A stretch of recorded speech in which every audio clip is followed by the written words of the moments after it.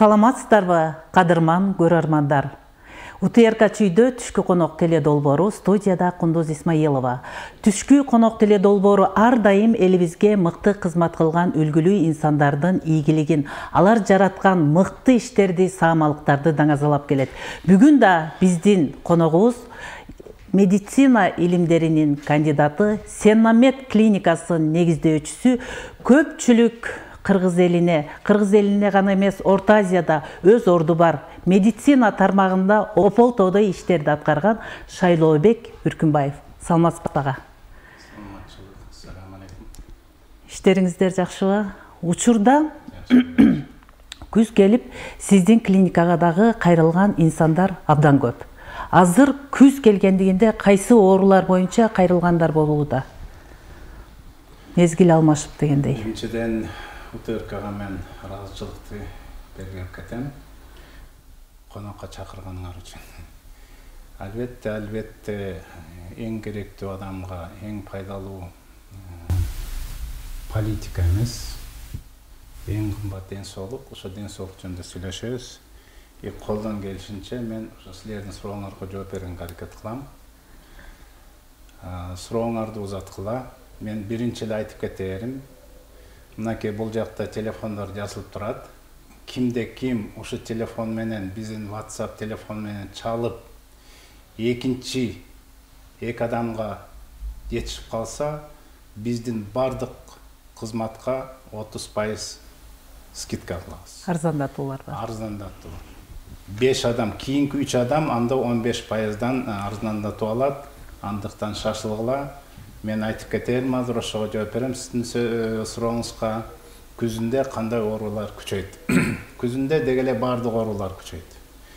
Жасында анан күзүндө оору козголот дейт. Эмне үчүн? Анткени биздин Аллах Таалам жараткан бардык мүчөбүз, денебиз кайсы бир жерге адаптация болот. Түшүнөсүздөр, суукка келсе, суукка көнүш керек организм.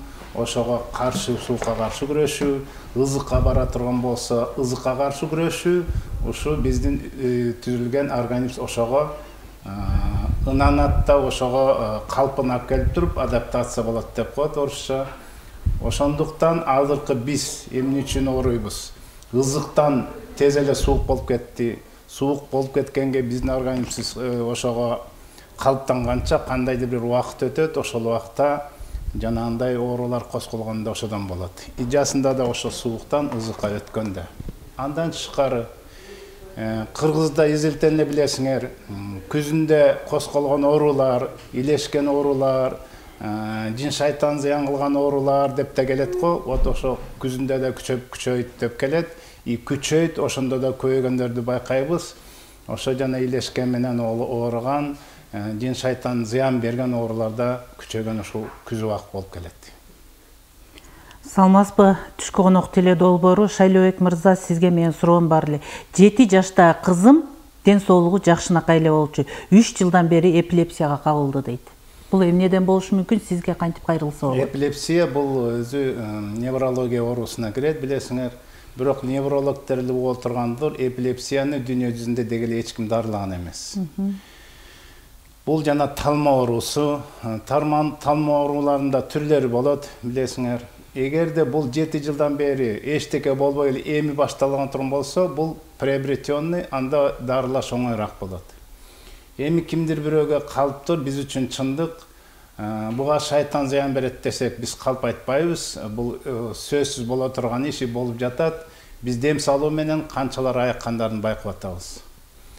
Бизге келгиле, бизге келүү дарылоо менен бул жанагы дарыларды противосудорожный, карбамазепин болобу, фенлепсин жана башка допегин, ушундай сыяктуу ооруларга противосудорный берип атат. Алардын тест таасирин өзүңөр билесиңер, карап көрсөңөр, албетте кийинки тукумуна чейин жаман таасир берерин биз билебиз. Мен фармацевт кандидат катары айтып кетем. Ошо этият болгула. Аны бербей, баштабай туруп бизден келип туруп дем салдырсаңар, өзүңөр эффектисин көрөсүңөр. Андан тышкары бул балдардын ушундай эпилепсия оорусу деги эле башка көп ооруларга туш келгенин себеби дагы психика жагына жана үй бүлөнүн байланыштуу болуп эсептелинет. Буга сөзсүз ата-эне дагы таасир берет. Атасынын жумуштагы кандай бир ызы чуусу, жумуштан чарчап келип, чатак менен келишүүсү, жаман харам нерсе алып келип, үйдө ызы чуу болушу, өзгөчө эненин кыжалат болушу албетте сөзсүз балага таасир кылат.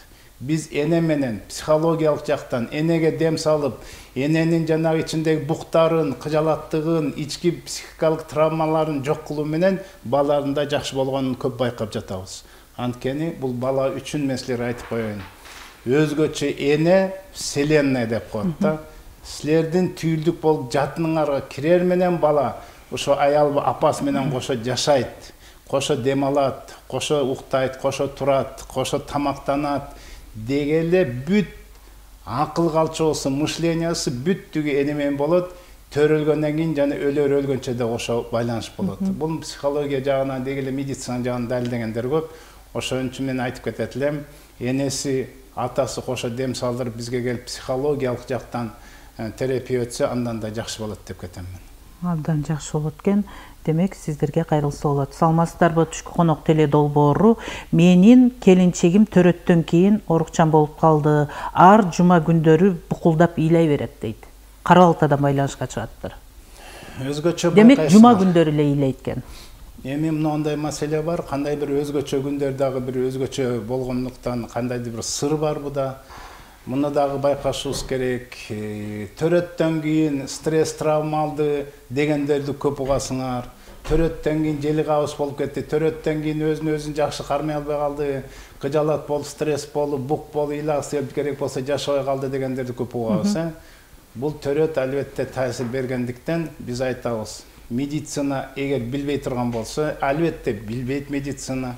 Сизге бара турган болсоңуз психотерапевтке жөнөтөт. Анткени сиз кыжалат болуп, өзгөчө болуп эле, башкача болуп эле, эч кимди жактырбай, урушкуңуз келип эле, анан жанагындай болуп эле, эч кимге кошулгусу келбей эле, желкесин жүк баскансы эле жаман түш көрүп, жаман кыйнала берсе, уктаса дагы эс албагандай боло берсе, сөзсүз дем салдырышыбыз керек. Дем салуу менен жакшы болгондор өтө көп. Мен төрөттөн кийин эмес, төрөй албагандар дем салып жакшы төрөп кетип атат деп айтып кетет элем. Бул Курандын, дуанын, руханий таасирдин эң биринчиси ошо Аллахтан жана жанагындай жүрөк тынчтангандан. Куран укула көбүнчө, жүрөгүңөр тынчтанат, кыжалыктан алыстайсыңар.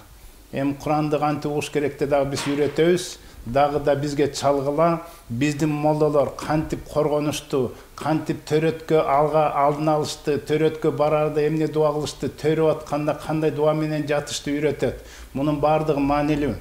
Эмне үчүн пайгамбар саллаллаху алейхи вассалам туалетке барып атканда эмне үчүн дуаларды үйрөттү? Жана ооз ачканда ооз жапкыла деп дуаларды үйрөттү. Мунун бардын орду бар. Туалетке кирип аткандагы дуаны билбеген кимдир бири ооруп атам десе, өзүңө чалып алды деп дагы айткыбыз келет. Эмне дегенде пайгамбар саллаллаху алейхи вассалам сол бут менен кирип, оң бут менен туалетке чыгып, аякка барып атканда аузу биле коргонуу сура, эркек жана ургачы, вал хубси вал хабайс деген жиндерден коргонуу сура деп кир деп үйрөткөндөн кийин буну пайдаланбасак, ооруганыбызды өзүбүздөн көрүшүбүз керек. Эмне дегенде эркек ургачы жин, ошо оостон киргенде эле каалаган кечиресте тешиктен каалаганча кирип чыгып аткандан кийин ал жин шайтан сөзсүз ооруларды алып келет. Салмашпы Шайлообек мырза, ишиңизге ийгилик каалайм. Мен ичиме эркек жин кирип кеткен дейт. 42 жашка чыктым, турмушка чыга элекмин. Ушунун канчалык чындыгы бар дейт. Эми албетте биз божомолдойбуз ошентип. Биз ошентип божомолдойбуз. Эркек жин кирип кетти. Эгерде сиз жашооңузда эркектерди жактырбасаңыз, эркекке келгенде эле анын үйлөнүп же таанышууга келгенде эле жап-жашынакай эркек, көзү жылчык, мурду кыйшык, күлсө мурдунан лампочка чыгып кеткенде ол буту тайтак көрүнө берсе, демек сизге үйлөнгөнгө зыян берген жин бар. Шайтан бар деп айтылабыз. Эгерде сиз түшүңүзгө эркек кире берсе, керек болса дагы да айтып кетейин, көп аялдар, мынакей угуп аткандар, түшүндө жин үйлөнүп алып, түшүндө канаттангандар көп керек болсо. Төшөк канаттануу болуп туруп, ошолорго ыраазы болуп жүргөн аялдардын да көп учурайбыз. Мындан кутулушубуз керек. Эми сиз 42 жашта экенсиз. тезирээк дем салуу менен тезирээк бұдан баледен құтылбасаңыз, мынакей сізге жақын қалыптыр. Сіздің мына хайысыңыз нормалды келіп атса, төрөгөнгө мүмкіншілігіңіз бар. 43-45 жашқа чейин төрөгөндөр бар. Аракет кылып бул баледен құтылып алыңыз.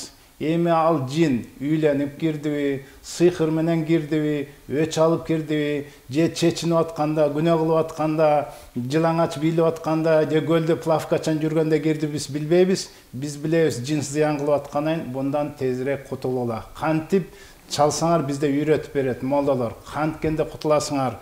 Мынакей бизде жин шайтан менен күрөшүүдө мындай китепте чыгарганбыз. Куран жана шарият негизинде көптөр молдолорго барат экенсиңер, диагноз койдуруш үчүн.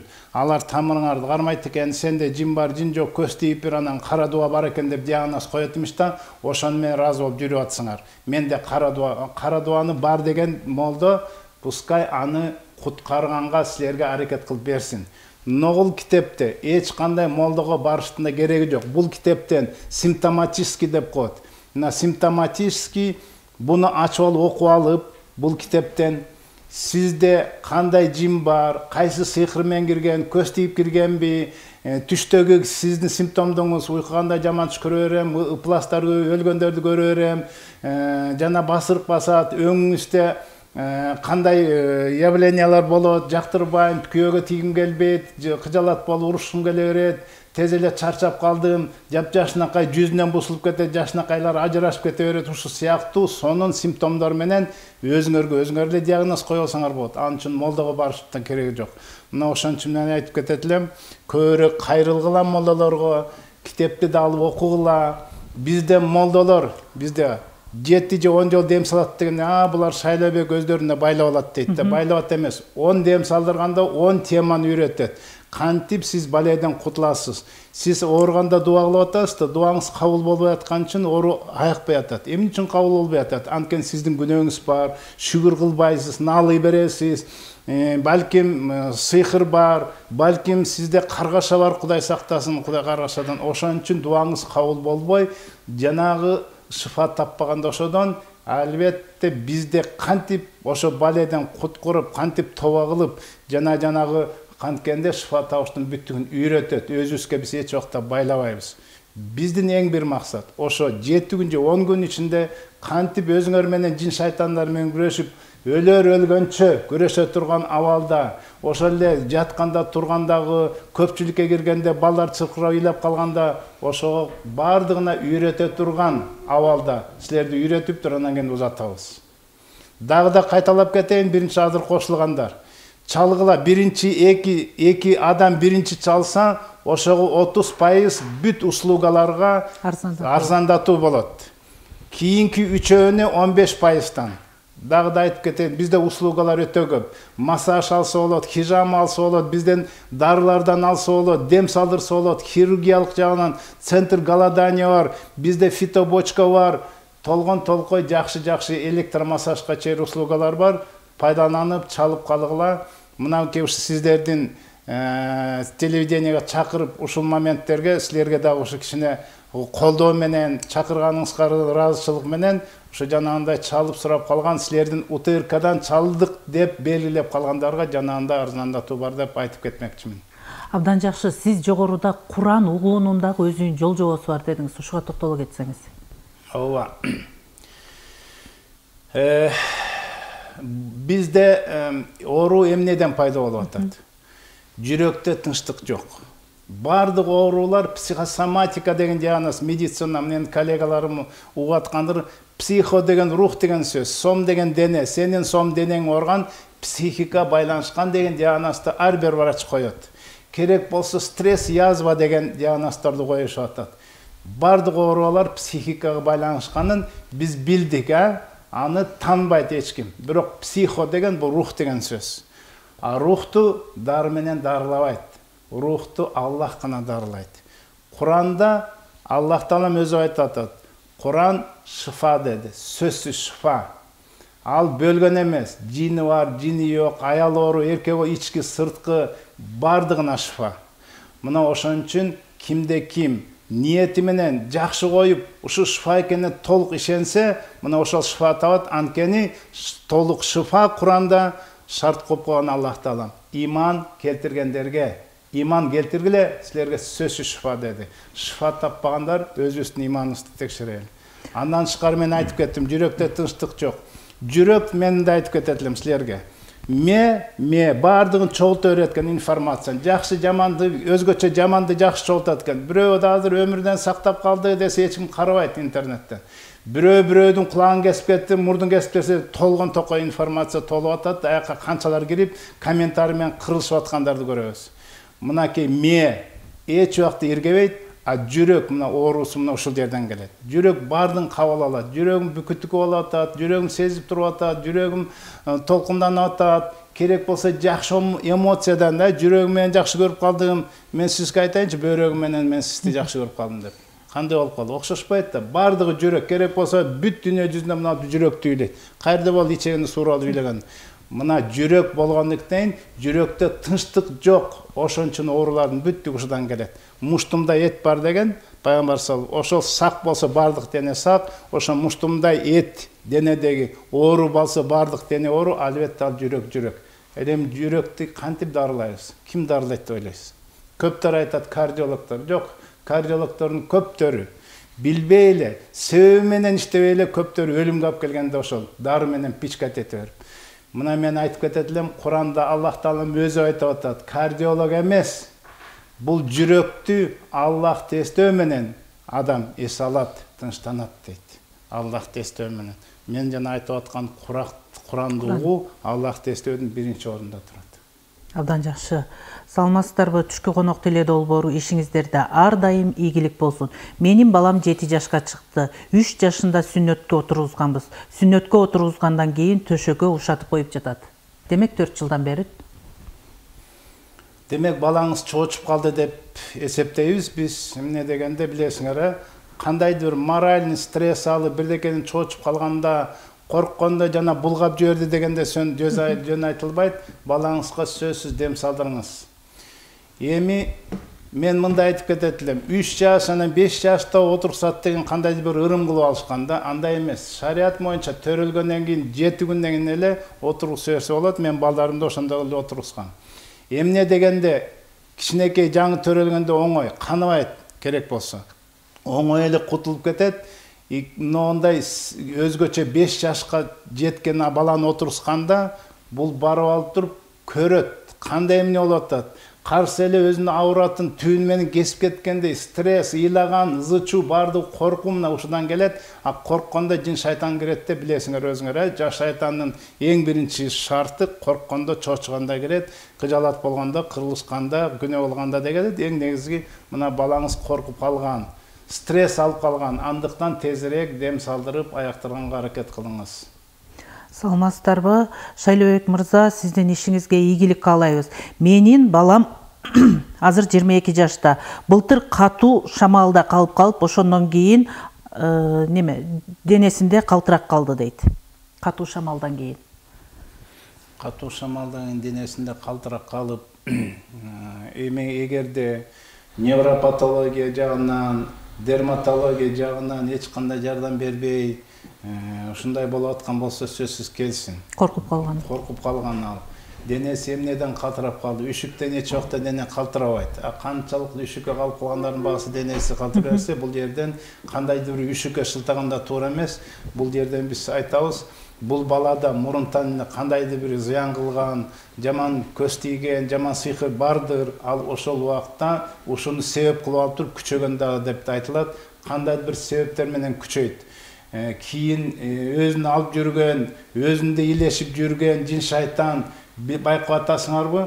Ибадат кылып, намаз окуп, жол салынайын дегенде эле күчөп баштаганын көрөбүз. Үйлөнгөндө өзгөчө ошолор күчөгөндү көрөбүз. Мына үйлөнгөндө ажыраштырганга, жанагындай төрөгөнгө дегеле кыжалат кылып, керек болсо баланын төрөлгөндө майып болушуна чейин таасир кылган жин шайтандарды көрүп атабыз. Мына ошон үчүн бизди үчүн кайра эле жин шайтанды айтып атат десе, силер кандайдыр бир молдалар баягы эле айтып берет дегенди мен алыс кылам, андай айтпагыла, кимде ким шайтан жок деп асал капыр болуп калат, шайтан ичке кирбейт дегендер болуп атат молла сөөрөлөрдөн. Пайгамбар саллаллаху алейхи вассалам оостан кирип кетет, канда чуркап жүрөт деген көптөгөн хадистер бар. Мынакей ошон үчүн бүгүнкү күнү дагы да кайра айтам. Бүгүнкү күнү эмне көп, дары көп. Эмне көп, оору көп. Эгер медицина дарылай турган болсо, канаки оорулар азайбайт беле дегендей, мына ошон үчүн биз интегративдик метод менен, ушундай ыкма менен дарылоо менен руханий жана денени чогуу караш үчүн ушундайды түзүшкө туура келди. Интегративдик медицина сенамет. Бул сенаметке окшогон клиниканы мен айтып кетем. Толук айтып кетем. Керек болсо мынакей мен менен талаша тургандар болуп талаша бергиле. Биздикиндей клиника эч дүйнө жүзүндө жок. Саудия, Катар, Кувейт кыдырып жүрдүк. Түркияда эч жерде мындай бириктирип руханий менен денени караган клиникада эч жерде жок деп айтып кетем мен. Мунун бизге дагы да жакшы жагы, мен өзүм медицина жагынан жүрүп, медицина тармагынан член коллегиямызда иштеп жүрдүк, фармацияны медтехника башкарып жүрдүм. Ушул жагымда жакшы таасир берип, изилденген жагынан да ушу мага таасир берип, жардам берди деп ойлойм. Андан тышкары ушу дин жагына, дин агенттигине статс-секретарь болуп кеткеним, динге барып киришкеним, дин жагынан сабак бергеним да жакшы таасир берди деп ойлойм. Мындай бириктирүү абдан бүгүнкү күнү пайдалуу, ыңгайлуу экенин мына өзүбүз практика жүзүндө байкап атабыз. Мынакей бизге келгенде мен силерге айтып кетейин, дем салып берсе эле сынык бүтүп калбайт да. Ошондуктан дем салуу менен дагы жанагындай врачтардын именно колу тийүүсү менен дагы жакшы болуу өтө оорулар көп. Ошон үчүн бүгүнкү күнү биз өзгөчө аял кишилерге жанагындай геморрой чыгып калса эмне кыларыбызды билбей эле, өзгөчө разрыв матки төрөгөндө кыйналып, ичиндеги жана воспаление, эрозия, миома дегендер көйүп кетип атпайбы. Биз кимге жиберебизди билбей эле мына ошо интеграция бүгүнкү күнү азыр жакында эле коштук. Керек болсо жанагындай операция жолу менен аякта турган эркектерди, аялдар операция кылып, силерге ушундай шартты түзүшкө да туура келди. Эң сонун шарт менен, эң сонун врачтар келип силерге ошол жагынан да жардам бере алат. Ан жагынан да пайдалангыла. Тезирээк чалгыла, маалыматты да билип каласыңар, жасасаңар, скидка да болот, айтып кеттим. Жана биринчисин, бири эки оона жетише турган болсо 30%, кийинкилерге 5 оона, кийинки 5 оона 15%тан силерге арзандатууду сунуштайбыз. Абдан жакшы. Саламатсыздарбы? Чүй УТРК каналына ыраазычылык билдиребиз. Бүгүн Шайлообек мырза абдан сонун маалыматтарды берип жатасыз. Менин кызым 7 жашта аутизм менен жабыркайт. Сизден дарыланса болобу? Аутизмди көп учурда дарылоого болбойт. Өзгөчө балдар деп гана чектелип калуудабыз дейт. Ооба, өзгөчө балдар, особый балдар. Аутизмдин этиологиясы эмнеден пайда болгонун да билбейт. Генетика деп коет, каякта бир анан хромосом, тияк дегеле билбейт. Билбеген үчүн биз гадать этип беребиз медицина жагынан. Анан билбегенден кийин аны каяктан келбегенден кийин себебин билен аны дарылаганда да билбейбиз дегендей, аутизмди дарыланбайт деп да келет. Эми жакшыртуу үчүн көбүрөөк амалдарды кылып аткандыр. Аутизм деген өзүнчө группа, өзүнчө врачтар көп көйүп атат. Не дегенде аутизм бүгүнкү күнү күчөп атат. Кыргызстанда дагы өтө күчөгөн байкап атабыз. Эми аутизмде байкайсыңарбы? Иной мир деп коет. Бала бул дүйнөдө эмес, аралашпайт бул дүйнөгө. Байкасаңар башка жакта жүрөт. Ал кыялданып, бирдекени көрүп, үн чыгарып, башкалар менен жылмайып, күлүп, силерде мында ата-энесине реакция бербей, өзүнүкүн билгенин кылып, иной мирде жүрөт дейт. Иной мири ошон үчүн биз байкашыбыз керек. Бул иной мир билесиңер, Аллах Таалам бизге 3 акыл, аң сезимди 3 нерсени жараткан. Бул периштелерди, алар асманда, жерде жүргөн жин аламаты жана адам тукуму. Мына ошо жин аламаты иной мир болуп эсептелет. Эми аутизмде биз дем салып атабыз. Дем менен жакшы болгондор бар. Эмнеси?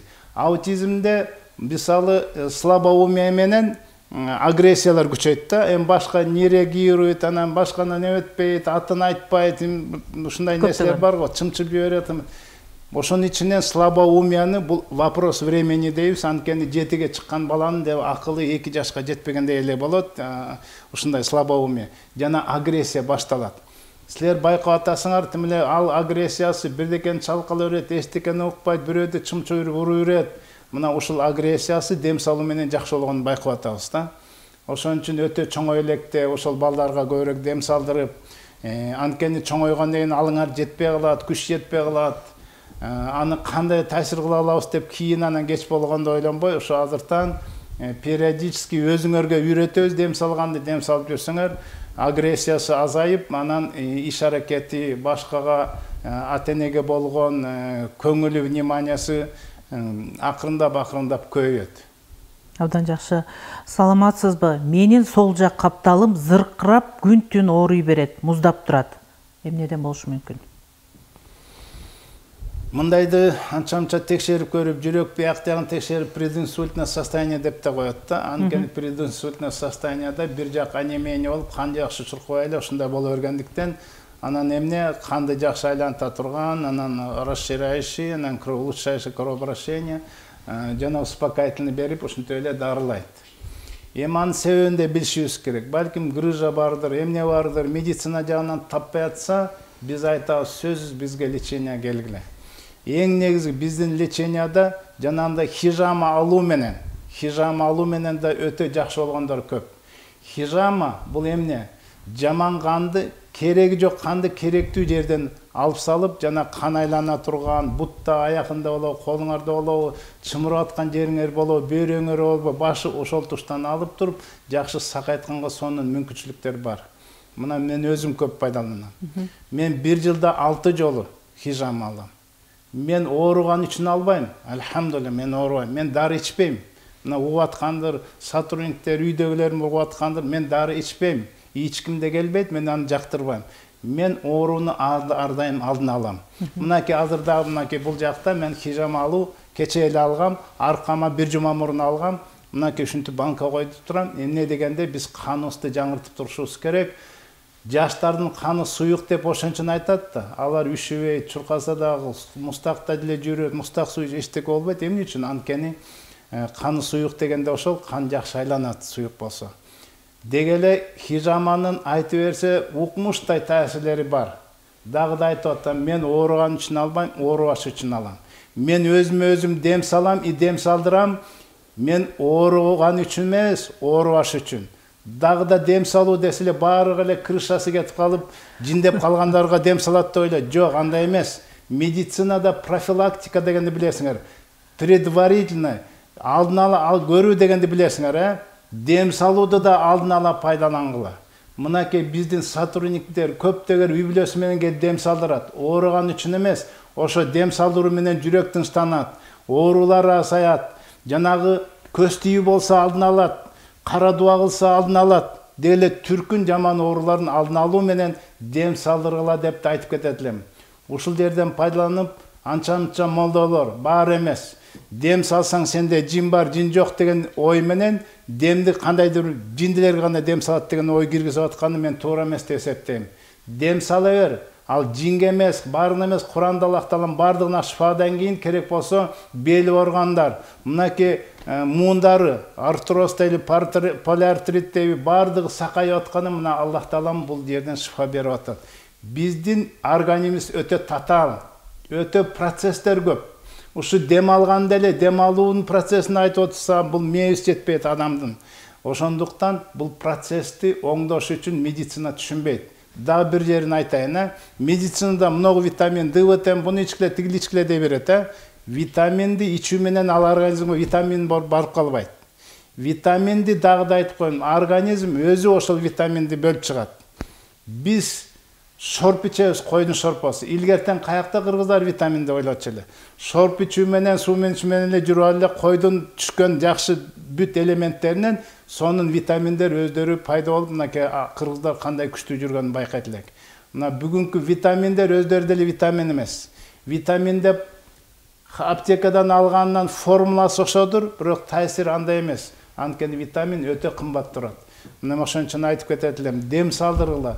өзүңөр тынч болосуңар, аптекага кайрылбасыңар, алдын ала алгыла. Кийин анан кийин мен уже сыйкыр деди, мен ишим болбой калды, тез эле ажырашып кеттим, кыжырам келип атат, унутчак болуп калдым, керек болсо бук болом, ыйлайм, желкем тырыша берет, түндү уктабай калдым, уйкум тынч эмес, уктасам да тынч албай калдым дегенден кийин кеч болуп калды деп эсептейбиз. Кеч эмес, эми анда дагы дарыласа болот, алдын алсаңар андан жакшы деп айтып кетет. Абдан жакшы. Жогоруда сиз хиджама деп калдыңыз. Кимдер хиджама алганга болбойт? Албетте хижаманы острый процесс деп коет. Сизде кандайдыр бир температура болуп атса, же денеңизде кандайдыр жараттар болуп атса, ошолорго алса болбойт. Эми сахарный диабеттер, кан диабеттери албайт болбойт дегендер бул туура эмес. Керек болсо хижама менен кан диабетин дарылагандар бизде бар. Эми кимге барыш керек дегенде суроо туулат да. Мынакей бизде өзүбүз даярдайбыз хажамдарды. Хажам бизде медициналык орто билим орсуда медициналык илимдери бар. Бизде бардык санитардык нормаларды аткаруу менен кийин канды талага таштап коюп, баягы үйгө чакырып же үйүнө барган хажамдарда эмес. Талага каныңарды таштап коюп, эң коркунучтуу нерсе бул. Бизде утилизация, бизде договор кылып туруп, ошону баары туруп өстөрү баары туруп өрттөй турган организация менен утилизация кылып турабыз. Дагы да айтып кетейин, вампир болбойлу. Вампирлер ким? Бул жин. Ай толуп турганда дегенде бул жөн келген эмес. Бул канды жытын укмуш билет, бул ит сымалдуу деп кеткен жиндерди. Ит абадан жытты укмуш билет го, ошол сыяктуу жинди да жанагы майкасын чачынап кел дейт го, жуулбаган кийимин жыттатып туруп жибергенде ошодон, эгерде кан талада ятса, ошо мусоркада, ошол эле тиякта талада итке окшогон жиндер жыттап алып туруп, силер менен кошо келип туруп жашап алысы, бул сөзсүз боло турган иш деп айтып кетем. Анткени вампир деген бул жин, шайтан. Шайтандардын аттары көп. Домовой, привидение, икот, анан кийин бизде жанагы колдоочусунан, коргоочунан, периштеси, анан кийин касиети деп коет го. Бир эле сөз менен шайтан дешибиз керек, анткени бизде шайтан түрдүү ыкмалар менен зыян кылат. Саламатсыздарбы, Шайлообек мырза, ишиңизге ийгилик каалайбыз. Абдан сонун таасирдүү маалыматтарды алуудабыз. Менин келинчегим 3 айдан бери үйдү терезелерди караңгылап, Куран китептерди чогултуп алганда адат кылды. Бирок өзү окубайт деле. Эмнеден болушу мүмкүн? Ада жин шайтандан. Бул сөзсүз жин шайтандан. Караңгылыкты сүйгөн. Байкайсыңарбы? Көп бүү чалыштар, таап сөөрөйлөр, көз ачыктар барганда ритуалын тимеле кап-караңгы кылып алып тургандан кийин билесиңер, чуркка айтар деки кылат, бир тешик калтырбайт. Эмне үчүн дегенде, шайтан караңгылыкты жакшы көрөт. Ошол караңгылыкты сүйгөн, өзүнчө калып, ваннада, туалетте көп отуруп калган, же болбосо караңгылыктан корккон дагы абадан шайтан деп айтылат. Өзү эле свет көйлө уктай албайт, свет менен болсо жата албайт, жалгыз отура албайт, адагы шайтандан. Өтө кир болгондо шайтандан, өтө тазалык дагы шайтандан. Мынакей ошон үчүн шариатта бардык жерде ортолукта бекерин айта албайт. Байкайсыңар, көптө жин шайтандар келет. Бирдекени кармаса эле, бирөө менен учурашса эле, тигиде микроб бар экен, кийимине жууп калды, бериге отурганга болбойт, абада микроб жүрөт, кийиминде бир белекет жуунуп басып эле, кайра-кайра жуунуп басып жүргөн дагы жин шайтандан деп айтып кетебиз. Саламатсызбы? Кичинекей баламдын ичинде курт бар экен, кантип дарыласак болот, сиздерге кайрылсам болобу дейт. Балам 8 жашта. Бүгүнкү антиглист, бул противопаразитарный дарыларды билесиңер, кийин бул таасир да бербей калды, курттар адаптация болуп, ага өлбөй да калды. Дегеле алдарынын боорго жаман таасир берип калганын көптөр байкап, медицина илиминде азыр көп деле аны бербей калды. Бүгүнкү күнү мите курт оору, паразитарный оору, мен айтып кетет элем, бүгүн илим негизинде да далилденген 90-95% адамдар мите курт менен жүрүшөт. Мынакей берде канча болсо отурабыз, баары бирибизде мите курт бар болушу мүмкүн. Ал мите курт мурда бир 7 түрүн эле изилдеп келчү эле. Ал азыр 300ден ашык мите курт бар экенин далилденип атат. Ал мите курт ичеги жанагы прямая кишка тияк бияк деле жүрбөй боорго теринин алдына мээге көзгө кирип кеткен мите курттарды аныктап атканын бүгүн байкап атабыз. Аныктоо боюнча мите куртту жетишкен Швейцария, Европада эң мыкты медициналык мекемелер аны 20-25% гана аныктай алат. Мите куртту да аныкташ өтө кыйынга турат. Бүгүнкү күнү бактерия менен күрөшүү doğru ötüp ketken, virus menен күрөшүү doğru баары көрүп ötüp ketken, бүгүн doğru ушу мите курт болуп турган ушул көп ооруларды алып келип атканына далил болуп атат. Кайсы бир 4 адам өлсө, ошонун бирөөсү сөзсүз мите курттан деп да аныкташып атат. Мите курт бар экенин да аныкташ кыйын. Эмне дегенде мите куртту жанагы канынан иммунитети болгондон бери аныкташып атат. Ал барбы жокпу, качан болгон, анын несин да билиши кыйын. Же болбосо жанагы ал заңдарын алып билесиңер, заңдаганда дагы ал жанагы жумуртка тууйт да мите курттар. Ал деле постоянно тууй бербейт. Иште жүрүптүр баягы 1 жылда 1 жылда 2 ошол убакта гана аныктай алат, а болбосо жанагындай личинкалар жок болсо анда да аныктай албайт. Андыктан биз айтып атабыз, ар дайым тазаланып жүргүлө. Менин аккаунтума кирсеңер, Шайлообек Үркүнбаев Инстаграмга мите курт үчүн кантип күрөшүш керек, эмне ичип туруш керек, эмне жеп туруш керек, мен ар дайым айтып турам. Муну менен биз күнүгө күрөшө турган абалдабыз бүгүнкү күнү. Анткени ит мышык жегенибиз, эт, кайсы бир бүк продукталар, химия бүттүгүн эң жакшы көргөн азыр мите курт. Бүгүнкү күнү жанагындай биздин продуктларды жакшы көрүп, биз менен кошо ичибизде биздин жеген тамагыбызды кошо жеп жатып атат деп айтып кетким келет. Абдан жакшы, саламатсыздарбы? Түшкү конок теле долбоору ишиңиздерде ар дайым ийгилик болсун. Шайлообек мырза, менин келинчегим 2-чи стадиядагы көкүрөк рагынан жабыркап келет. 3 жыл болду. Сизге кайрылсак болобу? Шыпа таба алабызбы дейт. Сокулуктан байланышка чыгат атат. Алмаз Эми онкология бардык оорулардын көпчүлүгү бул психика жагынан пайда болгон оорулар. Кайсы оору болбосун өзгөчө онкология. Бул психика жагынан. Травманы көтөрүп жүрүп эле, даже медицинада онкология это болезнь обиды деп дагы диагноз коюшуп кетет. Бул кыз кезинде эле, бала кезинде болобу, ата-энесин кыжалаты, ажырашканы же таштап кеткени, же жакында бирөө ооруп келгенин биз өзүбүз байкадык. Абдан чоң оору менен келип кеттик. Байкеси, бир тууган байкеси 200 сом үчүн сабаптыр. Ошо 15 жыл өткөн экен, ушу кек кармап жүрүп, азыр оорукчан болуп жарабай калган экен да.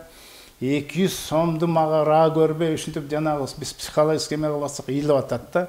Вот ошол керек болсо денесине жанагында псориазын аркылуу эркеле чыгаргандарды көрдүк. Эми псориаз деле баягы дарыланбас ооруларга кирип кетип атат. Онкологияны биз айтып кетет элек. Ичиңиздеги себеп бул онкологияны азыр өзгөчө жана химия. Химия дегенди бүгүнкү байкап атат. 2%тен ашып кетсе 5%га чейин таасир берген Европа өздөрү айтып чыгып атат. Европада керек болсо химияны бүгүнкү пайдалануудан отказ кылышкан экен.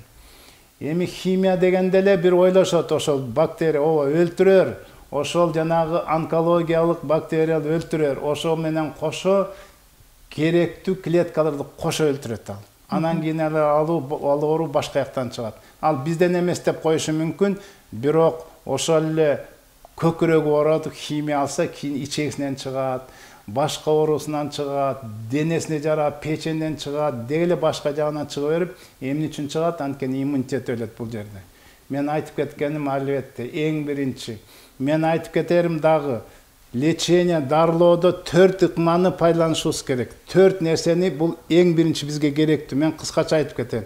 Эң биринчи дарылануу Аллахтан деп билүү.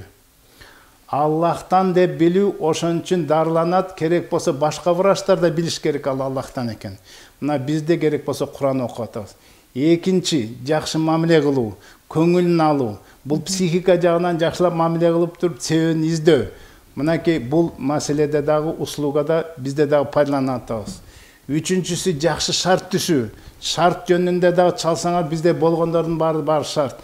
Жана төртүнчүсү жакшынакай кесип көйлөр.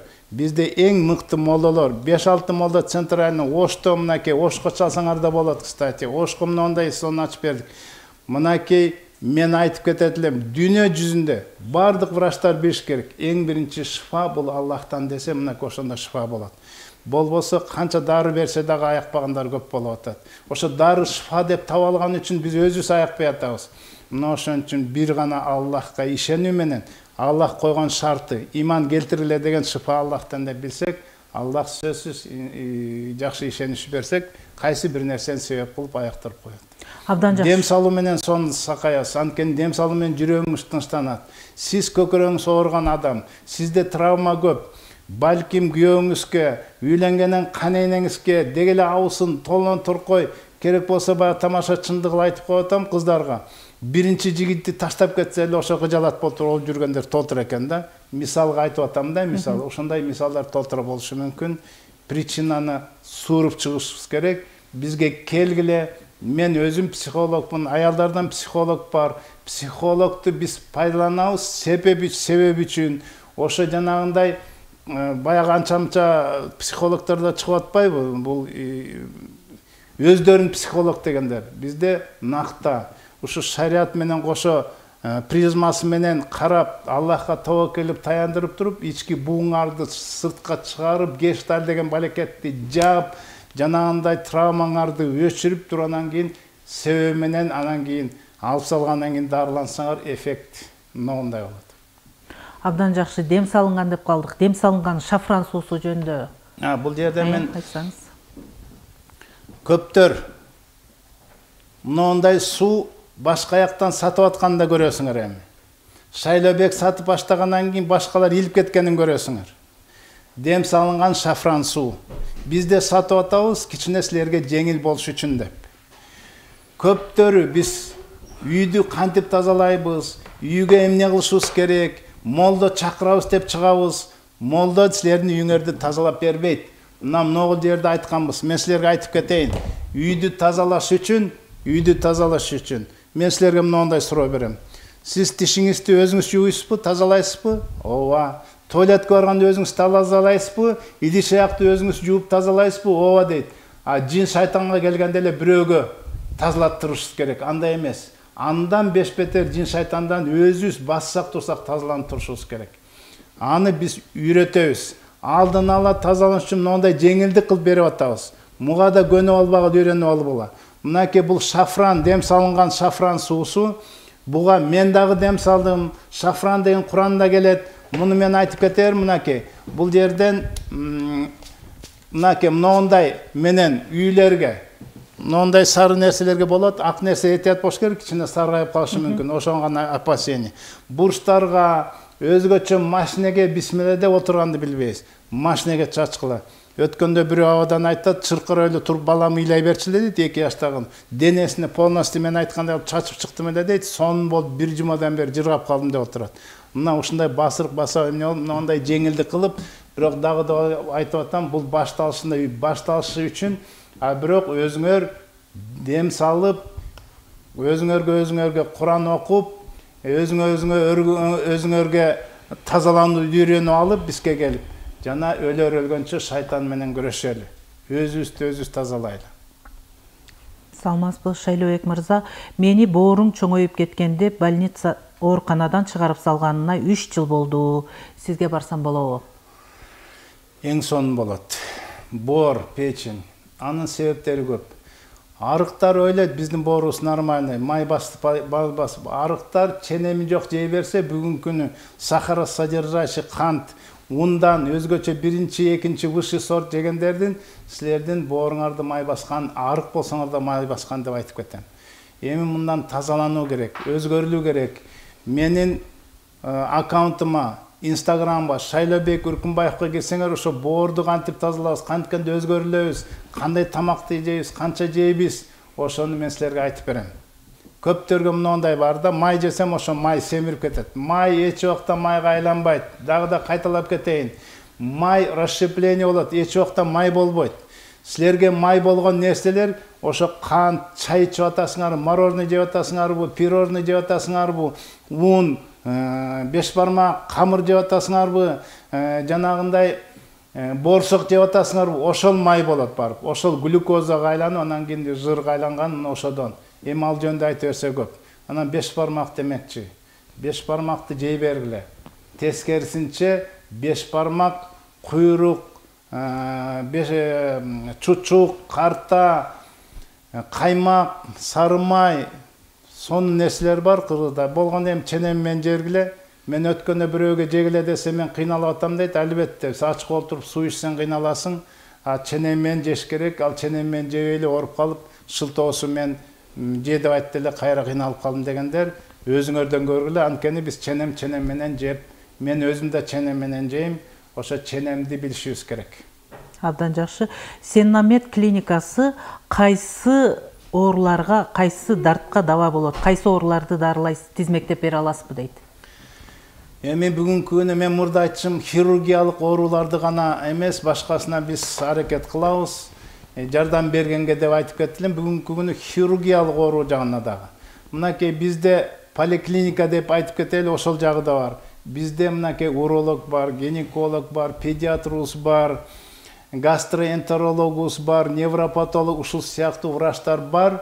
Мына ошолорго барып, дене ооруңарды, кайсы бир өзүнчө бир бөлүнгөн ооруларды да дарылансаңар болот. Андан тышкары бизде руханий деп кеттим, жанагындай бизде Куран жана сүннөттөн келген дарылар бар, абдан пайда берүүчү. Куран жана сүннөттөн келген дарыларды мындай китеп кылып чыгарган, мындай китеп дүйнө жүзүндө жок. Жана бизде сонун физиолечениябыз бар, физкультура менен лечениябыз бар, электромассажыбыз бар, өзгөнчө адамдардын массаж, кыйын аялдарды аял, эркектер, хижама жана өзгөчө эң биз пайдаланган фишкабыз дем салуу. Дем салуу демекчи, бүгүнкү операция кирип аткандарга дем салып, дуа кылып киргизип, демден чыккандан кийин дем салып бергенде мындай ол эффект көрүп сүйүнүп кеткендерди биз айтып кетет элем. Анткени ошондуктан пайдалангыла. Биздики интеграция, бириктирдик ошонун баардыгын. Абдан жакшы, убакыт учкан куш дейт. Сизден көп маалымат ала албай калгандар албетте сиздин WhatsApp номерлер аркылуу дагы байланышка чыгып деген изги тилегибиз бар. Кыргыз элине соңку сөзүңүз. Оорубагыла, алдын ала алгыла. Биз сунуш кылып аткан нерселерди алдын ала пайдалангыла. Мен айтат элем, жанагындай көрпө шөрбөйлөрдү жегенче ачка жүргөн жакшы. Көрүнгөндөр менен достошкончо жалгыз болгон жакшы. Жанагындай руханий ооруну үйрөнүп алган жакшы. Руханий бул психа деп айтып кеттим. Врачтар аны силерге үйрөтпөйт. Мына бизге келсеңер, Куран жана шариаттын негизинде рухту кантип тынчтандырыш керек, рухка кандай таасир берет, ошол эле жиндер эмнеден коркот бизде үйрөтөт. Мына ошолорду пайдаланып, ооруну алдын ала алып, оорубагыла деп айтып кетмекчимин. Ассаламу алейкум. Абдан жакшы. УТРК чүйдө түшкү конок теле долбоору ар дайым биз менен болуңуздар. Эфирден алыстабаңыздар. Андемесе бизге келген СМС окуп коелук. Неберем Нурсултанды жана Айыманы апасы барчын куттуктайт экен. Ар дайым кыргыз эли үчүн кызмат кылган атуулдардан болгула. Биз сиздерден аруу тилегибизди тилейбиз дейт. Анда сиздер үчүн жагымдуу музыкалык чыгарма болсун.